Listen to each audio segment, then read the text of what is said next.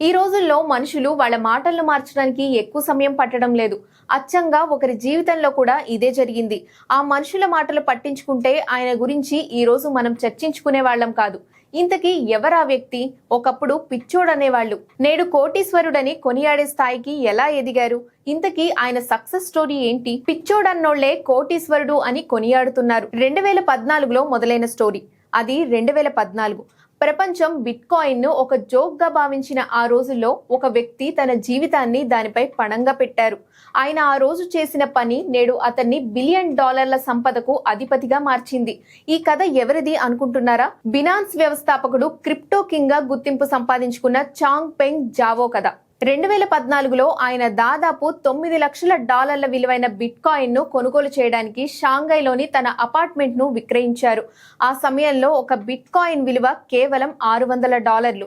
Bit coin లో పెట్టుబడి పెట్టడానికి ఆయన తన అపార్ట్మెంట్ ను విక్రయిస్తున్నట్లు తెలిసిన తన కుటుంబం, స్నేహితులు తనను పిచ్చోడని పిలిచారు. తన తల్లి కూడా ఆయన నిర్ణయాన్ని తప్పుపట్టింది. కానీ చేసే పని మీద ఆయనకున్న నమ్మకం, దూరదృష్టి తనను విజయ తీరాలకు చేర్చాయి.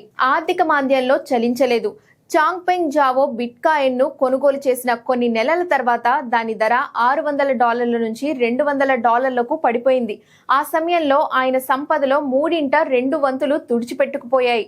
అలాంటప్పుడు మరెవరైనా వాటిని వదులుకోవడానికి చూస్తారు. కానీ జావో మాత్రం వాటిని వదులుకోలేదు. దానికి బదులుగా ఆయన blockchain.info, ఓకే కాయిన్ వంటి కంపెనీల్లో పనిచేశారు. క్రిప్టో వ్యవస్థ ప్రాథమికాలను నేర్చుకున్నారు. ఆయన బిట్ కాయిన్ ను మాత్రమే కొనుగోలు చేయలేదు, దాని భవిష్యత్తును నిర్మించడంలో దోహదపడ్డారు. 2017లో ఆయన బైనాన్స్ సంస్థను ప్రారంభించారు. ఇది క్రిప్టో ట్రేడింగ్ ను సులభతరం, వేగవంతమైన, నమ్మదగినదిగా చేసిన ఎక్స్చేంజ్. కేవలం 6 నెలల్లోనే బైనాన్స్ ప్రపంచంలోనే అతిపెద్ద క్రిప్టో ఎక్స్చేంజ్ గా మారింది. ఆయన 2014లో పెట్టిన పెట్టుబడి ఇప్పుడు దాదాపు $190 మిలియన్లు ఉంది. బిట్ కాయిన్ ధర $1,25,000 దాటింది. ఆయన తన కృషితో క్రిప్టో మార్కెట్ లో తనకంటూ ఒక ప్రత్యేకమైన సుస్థిర స్థానాన్ని సంపాదించుకున్నారు. ఈ మార్కెట్ లో ఆయనను క్రిప్టో కింగ్ అభివర్ణిస్తారు. అవగాహన, సహనం కలిసి ఉంటే పెద్ద రిస్కులు తీసుకోవడం ఫలితాన్నిస్తుందని ఆయన కథ నిరూపిస్తుంది. ఆయన బిట్ కాయిన్ ను పెట్టుబడిగా మాత్రమే కాదు, ఆర్థిక విప్లవంగా చూశారు.